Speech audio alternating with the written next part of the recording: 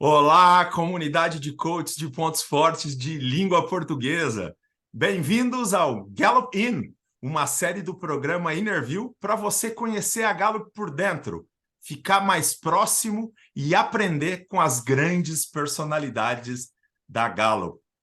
And today we have a very special guest, someone loved by the Brazilian community, a specialist, a reference at Gallup, Danny Lee. Welcome, Danny. Thank you, Yuri. Obrigado. Bom dia, Yuri. I know it's early in the morning, and it's so great to connect with you and the Strengths Brazil coaching community. It's a true honor, and something about Brazil is it's just so lively and vibrant. And we were talking earlier in English, or kind of serious English, and then all of a sudden you speak in Portuguese, and all of a sudden the energy enlightens, and I love it. It's truly a pleasure and an honor to be invited in this space and get to interact with the coaching community today.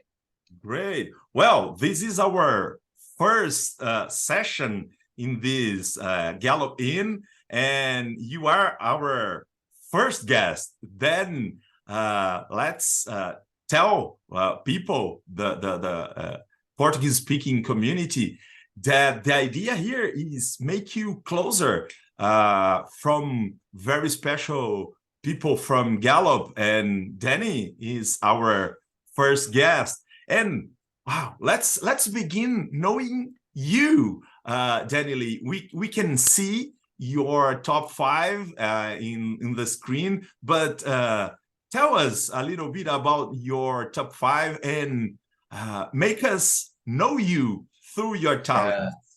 Yeah, certainly. So my name is Danny, and I've been in the strengths coaching world for quite a bit, some time now. With Gallup, I've been working with Gallup 17 years. But even before Gallup, I've actually was a client of Gallup. So it's been quite extensive working with Gallup in this space. So here is my top five: individualization, empathy, connectedness, developer, and also harmony kind of squeezed in there. And if I think about my top five, in simple words, it means I'm just a really nice guy with empathy and harmony, and just kidding. When I think about me as a person, I can't really imagine a life without people. You can see how all of my top five is relationship building. Of the five, I think what really grounds and centers me is connectedness. And if I think about what I really enjoy and what I'm about is connecting with people, but not at a superficial level, but connecting with people at a very much deeper level. So with individualization, I love to customize and personalize when I connect with people. With empathy, it can't just be rational or business oriented. It has to be about the feeling. I want to know how people feel. That emotion is important to me. And also with harmony, something about doing together, collaborating, and creating something together, and that togetherness is important. And with the developer, something about in those interactions, I want to be able to be helpful. If I'm some shape or form helpful to another person walking this earth along with me at this time, it's very meaningful. So that's a little bit about who I am as a human being, using these five strengths. And I can tell that all these blue talents made me feel very comfortable with you since the beginning, since the first contact we had. You have already coached me after the advanced coaching course at Gallup, and after in the preparation for this meeting, you're really very warm, and you got interested in the Brazilian country since the beginning, and your introduction was very individualized. Now, oh, yeah, I can see your blue talents. But I'm curious. You told us that you used to be a client of Gallup. Tell us about that. How did you knew the philosophy, the methodology of Clifton Strand's? What were your first impressions? What made you love this methodology? Tell us about your first steps with Gallup. So my personal journey was with, it wasn't strengths coaching, it wasn't strengths, it was in the world of employee engagement. And I knew nothing about strengths at the time. I was a client project manager, and at the time, Sarah, her name was Sarah. Sarah was our consultant from Gallup. And one day it was, she just handed me this book, one of the Gallup's earlier strengths book, now Discover Your Strengths. And so I received the book, but I am a person who has a bit of a reading disability. So I don't really learn through books. And many times when people gift me books, I'll say thank you, but many times it will be difficult for me to actually finish that book. But this particular book, I also found that it was available in CD, in audiobook form. You remember CDs back in the days? So it was back in those days we had CDs. So I used to just pop it in while I was driving and listen to the book through the audio spoken form. And something about that really connected with me. It changed the paradigm of how I saw myself and how I see the world. Because, I think till then, I was somebody who was working hard, but still in a very effortful way, trying to figure myself out, trying to figure out life.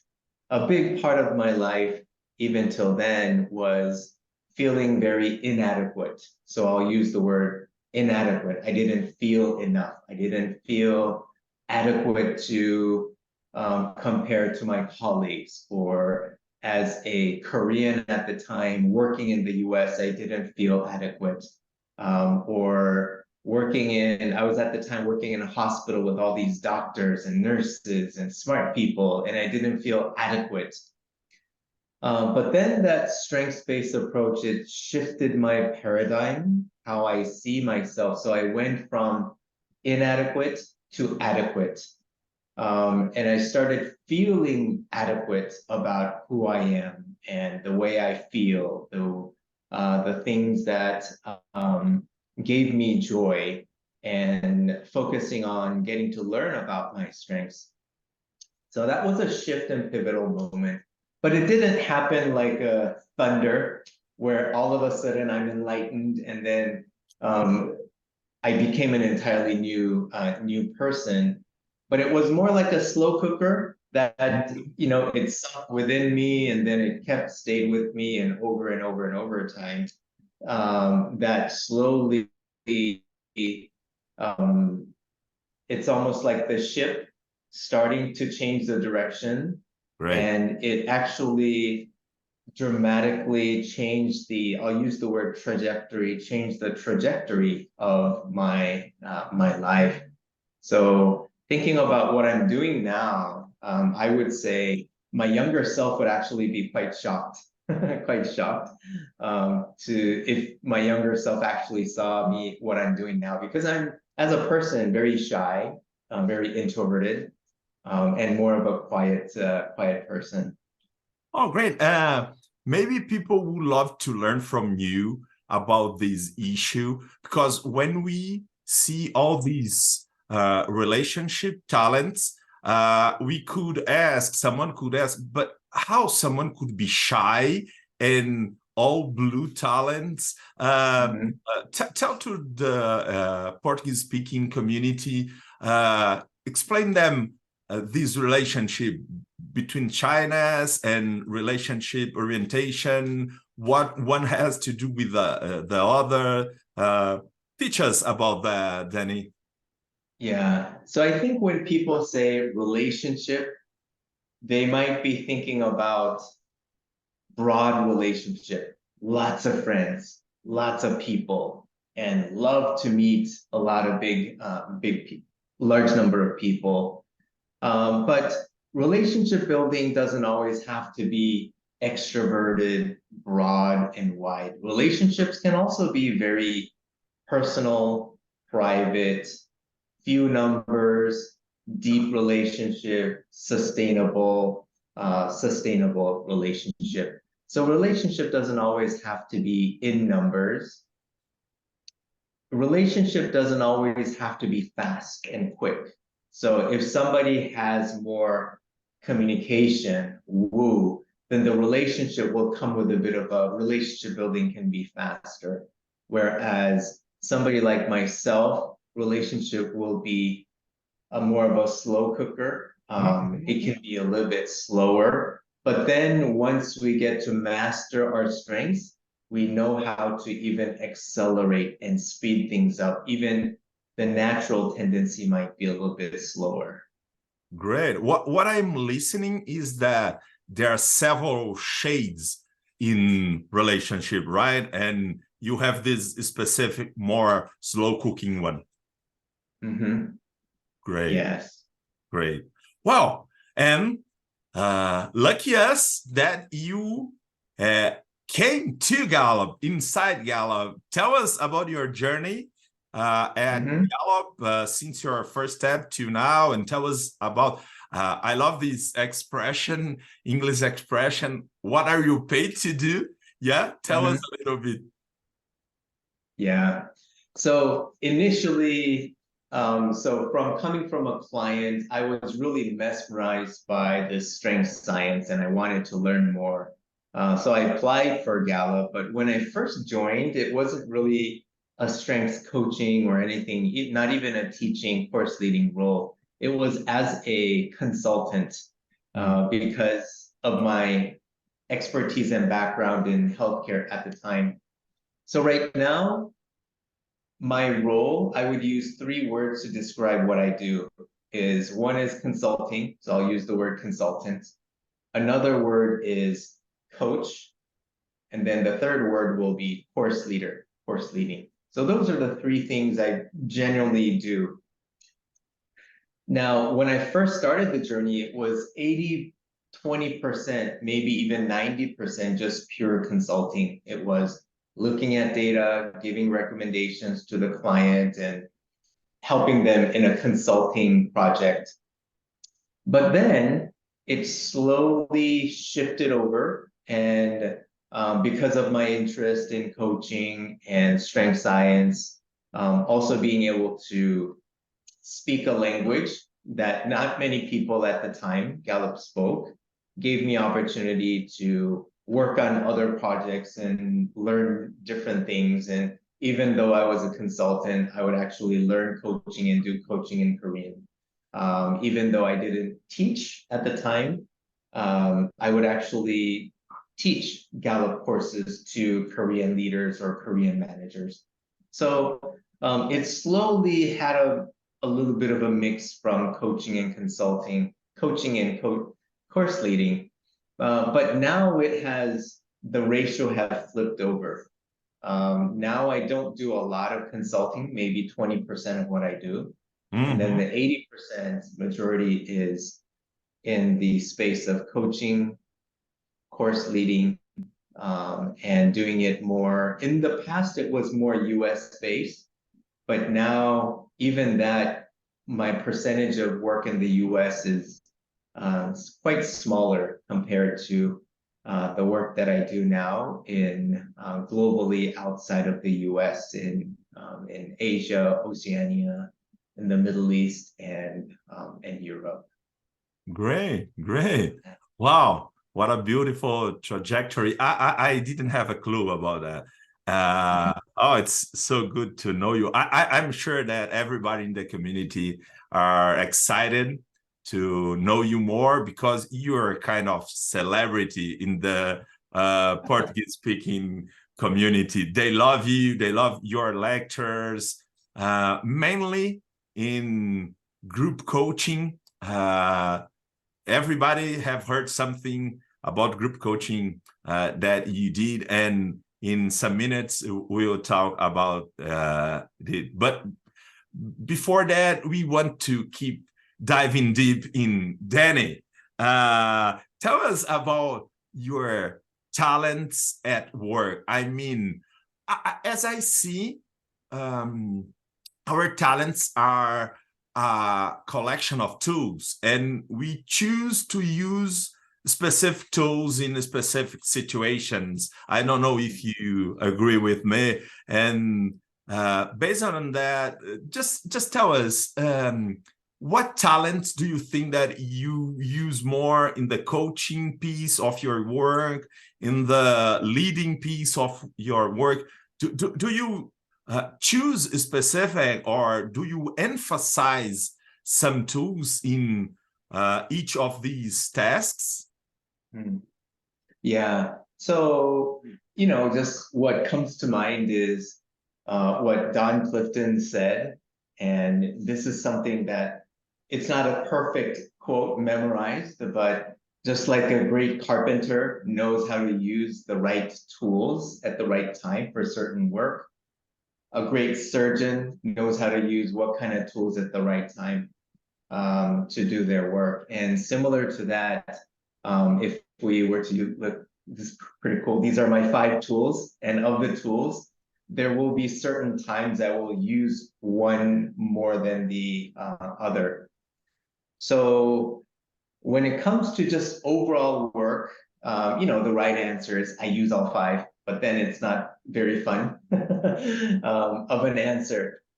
So if I really lean into it, for somebody who has achiever number 34, very last, which is quite rare in our database, what really motivates me, what gets me to do work is, at the end, I think I use my developer a lot in general when it comes to work. Okay. Something about doing work done or getting things done, it means really very little to me. But when it comes to helping another person, or helping a leader, or helping a student, or helping a teacher, or helping another manager that is struggling, or even helping that employee that I will never meet, but who works for a manager that I'm coaching. So even those people, when it's about helping another person, then it gets me motivated and excited and gives me meaning. So I think developer is one that does provide a lot of the energy and motivation for me personally. When it comes to coaching, I would say I really lead with individualization, because each coaching conversations are very unique and different. And I try to customize. I wish there was a standard way that I can repeat over and over and over again, but every single conversations is unique.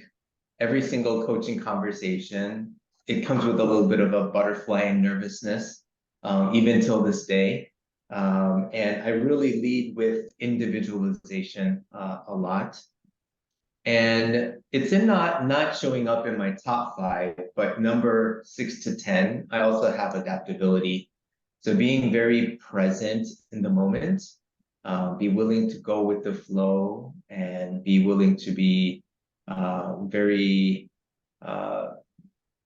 present with the clients in coaching. Those 2 are the ones that I use a lot. But also connectedness. So connectedness shows up a lot when I'm coaching, because a lot of times, although coaching is not about really telling somebody what to do, there are times where the client is saying something and something will just pop up in my head. And I will actually share what came up in my head to see if any of that resonates. And a lot of those, they're not planned. It's these random quotes or things that I've learned through podcasts or YouTubes or things that I read from a book, or all of those learnings. I'm not planning it, but all of a sudden it will just kind of pop up in my head, and I will share that quote, or I will share a construct and say, well, this came to mind. How does this resonate with you?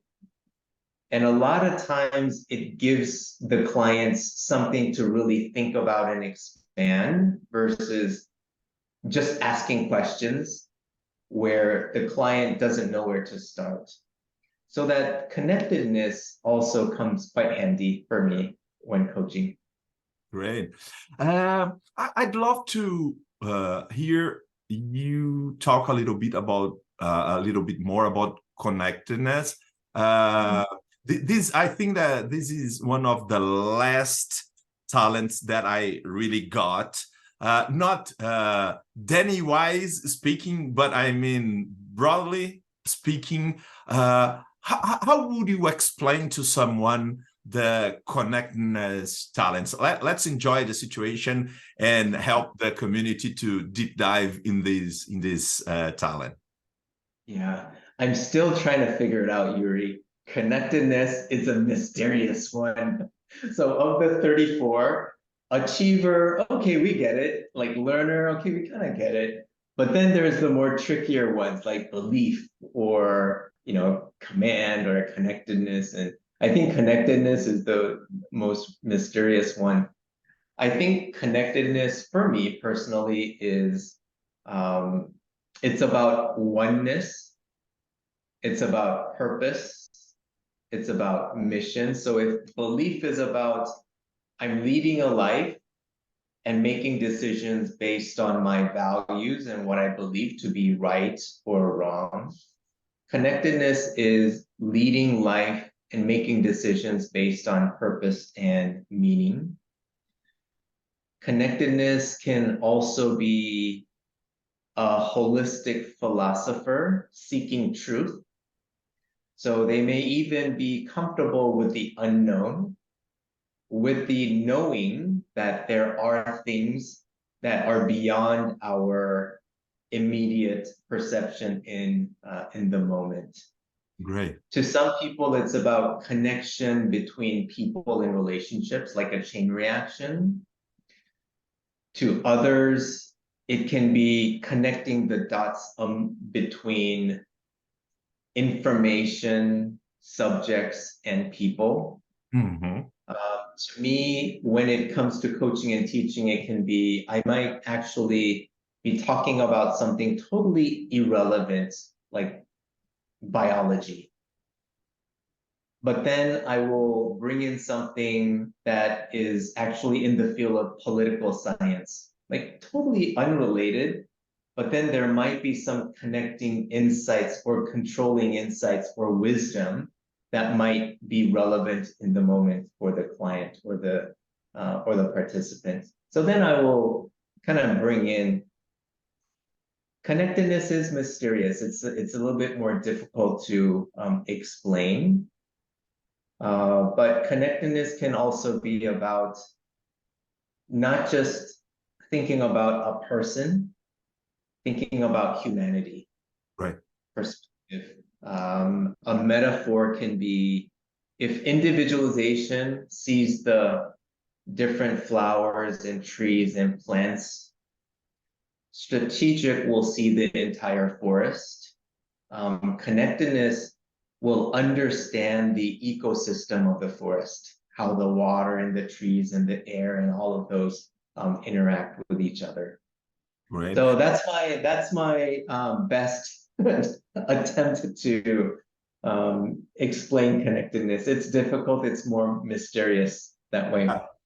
But you were sharp in this explanation. Sometimes I see connectedness as a systemic view. I think that people with connectedness has more the inclination to see the forest than the tree, and be more generalist than specialist? Do you think that could be this way too?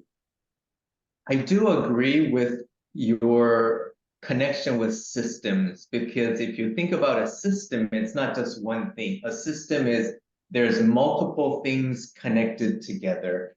So even when we think about a network system, we're not talking about just one computer. We're talking about multiple connected together. Or like a machinery is a system where you feed the ingredients from one pieces or the particles from one, and then it goes through a system of connected manufacturing procedure, and it creates something, an outcome, a product. And connectedness is understanding not just the outcome, but the entire journey connected together. So I agree, it's something about seeing the entire holistic view that is connected with connectedness. Great, great. Well, I'm sure that everybody is very happy to know you more, your talents. I mean, Danny, the person, and Danny, the professional.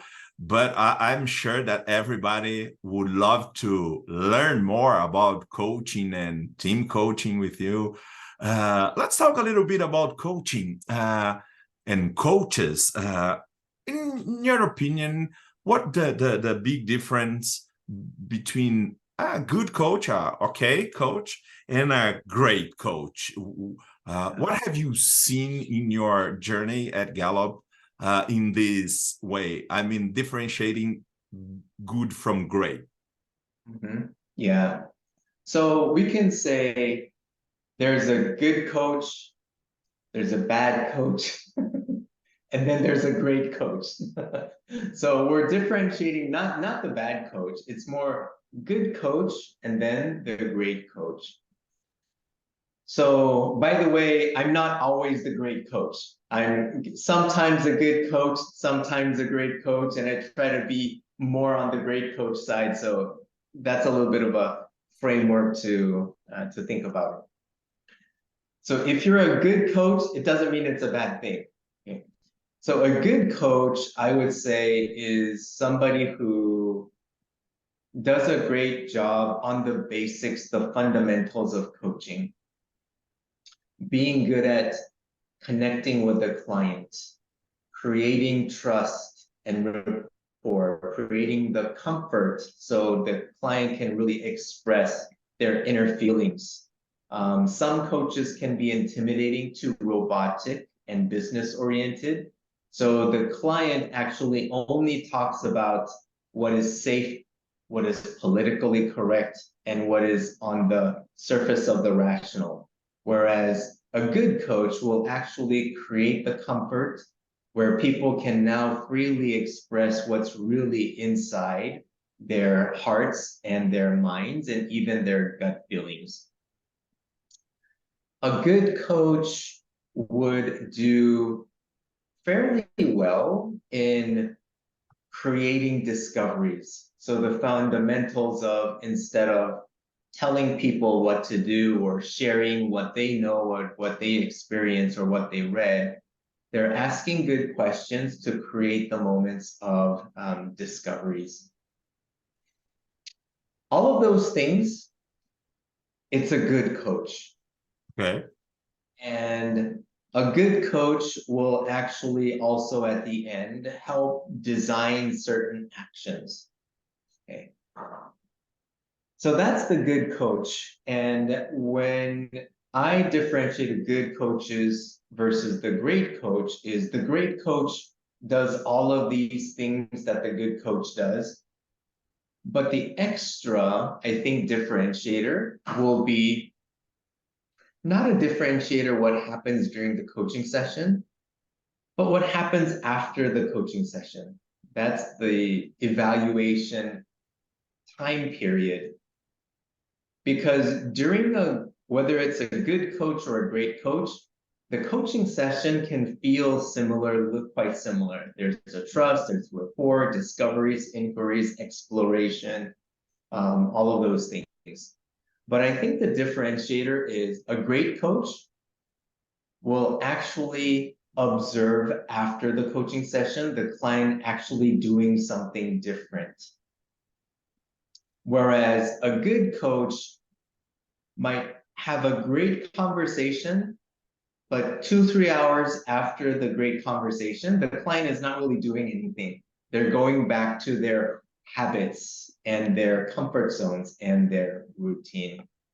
Oh, great. So a great coach is, I think, very good at honing in to make sure that the client is designing action that is sustainable, not just a good idea.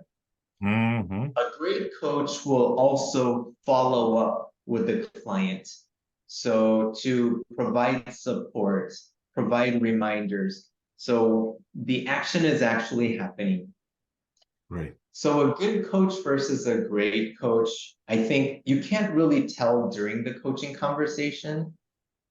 You can really tell 4 weeks after, 6 weeks after, or 6 months after, whether the client is actually going through the process of practicing, working out, and applying through the action. Great. So I would say that would be a key differentiator for me. Is there sustainable action that is getting the client closer towards their aspiration? Or is it just an intellectual feel-good conversation? But then 6 months after, we check in and nothing really happened. It's like being a physical trainer and checking in with their clients. Are they eating healthy? Are they actually working out? Are they doing the push-ups? Or have they just done a workout together and then that was it? Great. Yeah, I love that expression, when the rubber meets the road. And I think that what you said is related to that. Well, people love when you talk about team coaching. I personally love doing team coaching, and we'd love to listen from you what the main difference between individual coaching and team coaching. Are there special spices or ingredients in the team coaching? I think individual coaching and team coaching, there is a lot of similarities. It's not a different thing. There's a lot of things that overlaps. Just like in the individual coaching, we build trust and rapport, and then name, claim, and aim. That applies very, very similarly in team coaching. So team coaching is not something different. Ta-da, I'm a coach, I'm here, and I'm going to do something with all of you all and get you excited. Team coaching also is about making all the participants and the team members comfortable, helping them open up, build the trust among the team members, but also with the coach, so that they feel comfortable sharing and asking questions. There's still, even if it's team coaching, it's the personal level of understanding what's great about themselves, feeling good about who they are as an individual. Then we go through a process of claiming and help the team design actions together. So the big element is actually quite the same. What is different is one person versus a larger group. Time difference plays into the game as well. Team coaching takes a longer time frame. Team coaching also requires some group facilitation, which is different from having one-on-one conversations. Right. So there's some specific techniques helping people to express themselves, not just from one person who has a loud voice, but creating an environment where everybody is equally speaking and engaging together. And then one thing about team coaching is that we do want people to, at the end, design actions together. We do want people to feel good about who they are as a person and who they are as a team. Sometimes team coaching can be very problem oriented, like, oh, we have this problem, we need to fix this. So then as we're dialoguing, people can start feeling bad about who they are or bad about their team. And in team coaching, it's very important to make sure that they are feeling good at the end of the coaching session, so there are future momentum. Which is also something that applies to individual coaching as well. Great. Wow. And what do you think that is the KSF, the key success factors in team coaching? I mean, trying to help our community. Wow, I have team coaching to deliver. What should I pay special attention? Mm-hmm. I think paying special attention in team coaching is actually paying less attention to the team coaching. Paradoxically, what that means is what happens during the team coaching actually doesn't matter. What really matters is what happens after the team coaching is finished and we are removed from the team. Mm-hmm. So when we're designing a successful team coaching session, we tend to be about, okay, how much time do we have? What are the activities? What are the slides? What are the agenda items to cover? But then we lose focus sometimes about 3 weeks after, 4 weeks after. So a key success factor is when we're designing team coaching, have the orientation not in the mind of the date and time of the team coaching session, have the anchor point 3 weeks or 4 weeks after, or even 6 weeks after. What are the desired outcome we want from the team? And then how can we design the team coaching so it actually helps to get there a little bit more faster? Okay. Another key success factor is thinking about, just like a great individual coaching conversation, when the team speaks and dialogues and interact and discusses a lot, and we don't have to talk a lot, that's also a key, I think, success factor, because we are creating discoveries from within. Mm-hmm. So those are some things that comes to mind as a key success factors. Help them talk amongst themselves at the end, making sure that people as a team, we give them time to design actions. Sometimes team coaching, we can get so excited about the discovery that we run out of time for actions. And we sometimes just say, okay, everybody has 5 minutes, fill out this commitment card, and then that's it. But many times that kind of a rushed ending, it doesn't sustain afterwards. Perfect. Great. Well, I think that a challenge that everybody that team coach has is a strong leader during the team coaching session, and how to manage that. I mean, what do you think in a more broad way? What do you think that is the role of the leader in the team coaching? How should we orient him to participate, or we don't have to orient them to participate? And what to do when she or he is very strong and centralize the attentions, and you feel that the team is not the real version of the team because of the presence of the leader? I don't know if this question makes sense for you. What do you think? Yeah. So the leader, so first of all, let me start with the team coaching itself is one good tip about team coaching is team coaching can many times present itself as we have a problem, we need to hire a coach to help us fix this problem. Okay.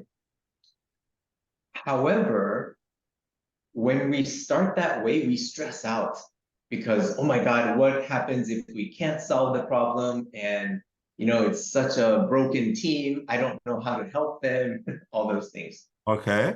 What helps is instead of orienting the team coaching around a problem, anchor the team coaching towards aspiration. So it's not about, we're broken, we need to fix ourselves. It's more about what do we want to become? What do we want to achieve? So anchor the whole conversation towards something that's exciting, which is the aspiration. We want to be the best team. We want to be the most innovative team, or we want to increase collaboration. We want to be like a good football team that has clear goals and collaborates together versus a football team with a lot of expensive A players, but they cannot work together. We don't want that. So anchor it towards the aspiration first. And our role as a coach is not to solve the team's problem for them. Okay. Our role is really to help them make progress closer towards the aspiration. So that is really liberating in many sense, because now we don't have to get fixated on, I need to fix this team's problem. We cannot fix the team's problem, just like we cannot fix the client's problem. Okay, so with that, when we're engaging in a team session and there is a leader, and sometimes there is a strong personality leader, it can get a little bit tricky. Sometimes. I would say in many of my coaching, team coaching, I don't treat the leader differently. Okay. I treat the leader as just part of the team. Okay. So same amount of speaking time. I don't give them special attentions or more anything. I just consider the leader of the team the same. Okay. Generally, it works. It works well. We don't have to do any special things for the leader, X, Y, and Z. Okay. That said, there are some times where the leader has a very strong personality, or takes over conversations, or has this almost like an obsession or stress pressure that they have to speak. They have to be the leader of the team.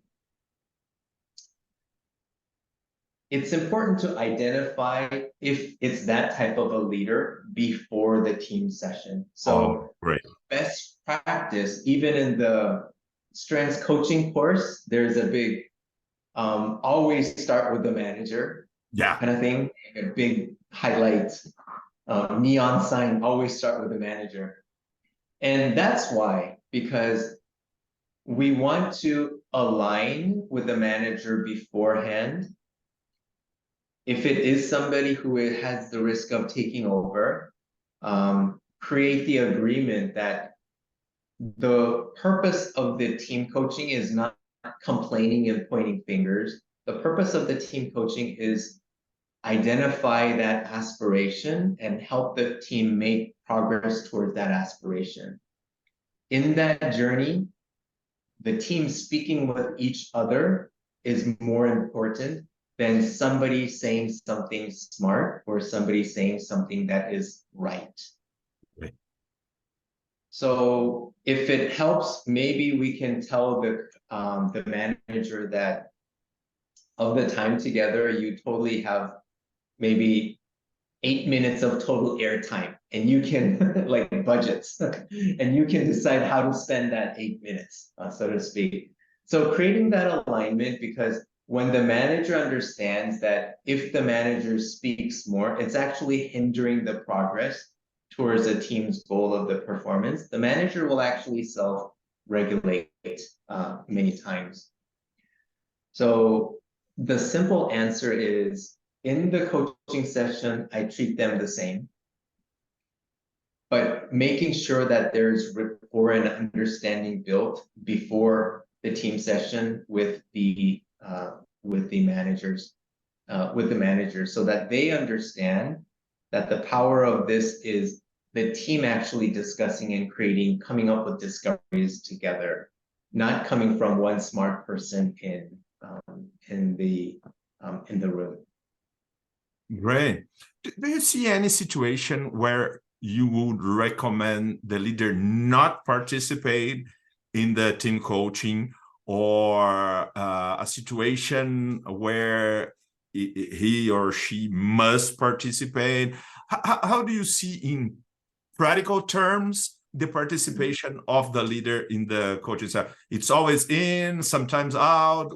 What's your experience regarding this subject? Yes. Ideally, so far in my experience, always have the manager there. Like, that's the standard, that's how we do it. I have not had it yet, but I can rationally think about a scenario where the trust is just unimaginably broken, where just the presence of the manager, nobody's going to talk, or they're going to it's really going to just turn their motivation off. Okay. Then that can be a very unique situation that we will not have the manager be part of the team coaching and have a team. But then it will be eventually, that would be like the pre-work, but eventually there will be future stages where we include the manager. If the manager does come with a perceived blind spots, it's better to address the blind spot in a one-on-one coaching setting, not to bring it into the team coaching. So far in my experience, all of my team coaching, the manager was invited and part of the team conversation. I have yet had that anomaly where it was so broken that we didn't invite the team leader. Now, there has been a situation where in the middle of the team session, the manager had an urgent kind of other thing that happened that had to step out and couldn't join the rest of the team conversation. But in the design, it's always been that they will be part of the conversation. Yeah. Great. Wow, how many beautiful lessons and good insights. Well, what do you have in terms of tips? Do you have any extra tip for someone who wants to kind of specialize in team coaching, or an extra tip for someone who wants to be a better team coach? Some finishing tips for the specialist or someone who wants to be a specialist in team coaching? Yes.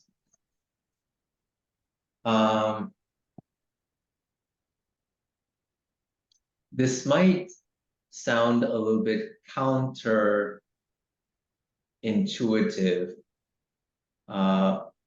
but it's like this. You know, the action movies, the action fighters, you know, the action scenes and the fighting, it's very rough and aggressive. But in reality, to be a good stuntman or an action, like create those action scenes, it actually can't be aggressive because people get injured. it needs to be more like a dance. It has to be soft. It has to be fluid. And so to be a great action movie star, so to speak, knowing martial arts, like practicing more martial arts it's basic necessary to be, but to be really good one, learn how to dance. If they learn how to dance, they can be better at those martial arts scenes. So similar to that, to be a great, I think, team coach, not good, but great, then I would say do a lot of one-on-one coaching. Right. The more one-on-one coaching we have to understand a single human being to a depth and variety, that will enable us to channel and manage a lot of human dynamics that comes with the team coaching. So my first tip is do a lot of one-on-one coaching, although it might feel like it's unnecessary. Okay. The more individual coaching you do, the better you can do team coaching. Because at the end, team coaching is about individual human beings coming together. Right. Another tip I would share is more is not better. Sometimes less is more. What that means is we get so excited about strengths and all these tools and cards and things we know how to do. We try to pack those team coaching with so many things. And good coaching, great coaching sessions are not always a lot of activities and a lot of agendas. It can be just few activities that is very, very profound. So don't be too nervous about, I need to do a lot of things. Be more intentional about what we include. And sometimes less is more. Great. Another great tip, well, it's a little bit obnoxious to call my tip great tip, so I'll say a nice tip is many times in the team, there's gonna be one or two people who are a little bit negative or not as participating. Sometimes they're asking challenging questions. And sometimes those one or two people can really get on our minds. And we're all like so distracted by that one or two people. If our brain capacity is this much, we give a lot of that to that one or two people in the team. It's very hard, but practice not to do it. Okay. Focus on what's right about the room. Focus on what's right about the team. So pay attention to the rest of the team members that actually following along and they are participating. Great. Great. Very hard, very hard. It's that one or two people that get on your nerve. But then it's like a strengths-based approach. Focus on what's right about the person, focus on what's right about the room, focus on what's right about the space, focus on what's right about the team. So when we're having the dialogue in coaching, don't dumb down the quality of discussion to that one or two people. Great. Keep the level of the conversation almost at the highest listener of the room. Yeah. So we're continuously upping the quality of the conversation and not downgrading it toward those one or two people. Great. Because those people, they might have other things or other issues or challenges or bad experiences that can be addressed more on a one-on-one setting. Great. Yeah. Well, maybe you rather naming your tips nice tips, but I can tell you that they are great, great tips. By the way, the whole conversation is being great. Unfortunately, we have this little issue in our life, never time, and we have to go to the ending of our conversation, which I really love it, and I'm sure that everyone that listen you will love to. And well, give us your last message for the Portuguese-speaking coaches. I mean, the Portuguese, the Brazilian, people from Angola, people from Mozambique, everybody, all the countries where we have Portuguese-speaking people. What is your last message for us? Yeah, well, I would say, in the beginning, I talked about Sarah, who just kind of randomly handed over. I mean, she didn't want me to become a strengths coach or anything. She just handed, but even that one action can really, like a butterfly effect, change the trajectory of somebody's life.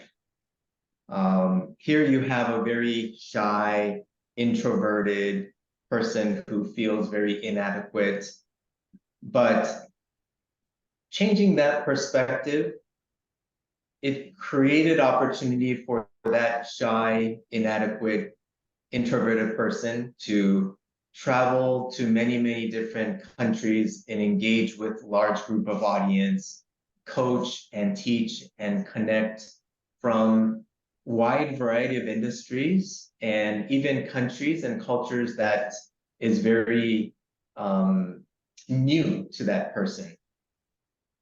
And strengths coaches can be that person who changes a trajectory of another person's life to a positive direction. So I would say what you are doing as a strengths coach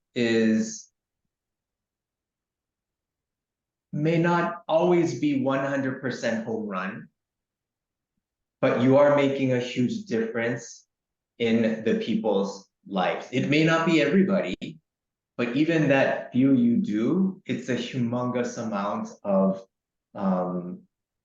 gift to them and to their lives. So I would say, really, thank you for what you are doing. Thank you for the passion and investment and staying together. We are a family, and you are part of the Gallup family. I'm like your brother and sister, so to speak. And, this was like a beginning, our first session, but if you want, if people like it, we can even go a deeper dive in another session and opportunity. So I would say, really just thank you, obrigado, for the things that you are doing, Yuri, the strengths coaches are doing in your own countries, your companies, and in your own culture, because that's how the world can be lifted and the world can become a better place for us and also our next generation. Wow. Thank you. Danny, with your words and your presence, I can tell you that you made us feel part of Gallup family. Thank you very much. And let's work everybody together to build a world where everybody can pay attention in what they have good, being people or teams. Thank you very much for your participation, Danny. Yuri, thank you. It was such a pleasure. And thanks again to the Portuguese-speaking coaching community. It's such an honor to be with you, be invited here, and share some thoughts with you. Great. Bye-bye, people.